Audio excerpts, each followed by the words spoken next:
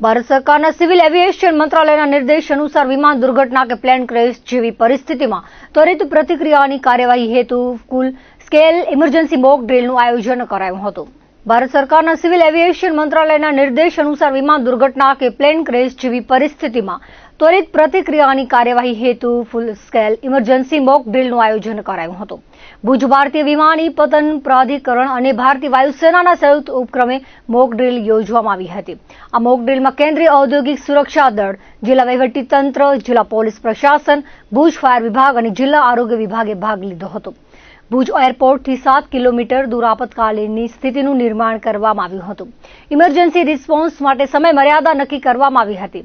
Mock ડ્રીલમાં ભાગ લેનાર તમામ એજન્સીઓ નિર્ધારિત સમય મર્યાદામાં દુર્ઘટના સ્થળે પહોંચી હતી અને અગ્નિશમન સહિતની મેડિકલ ઇમરજન્સી કાર્યવાહીનો અભ્યાસ કર્યો હતો।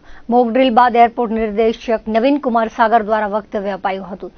જિલ્લા વહીવટીતંત્ર અને ઇન્ડિયન એરફોર્સ દ્વારા સ્થાનિક સૂચનો રજૂ થયા હતા।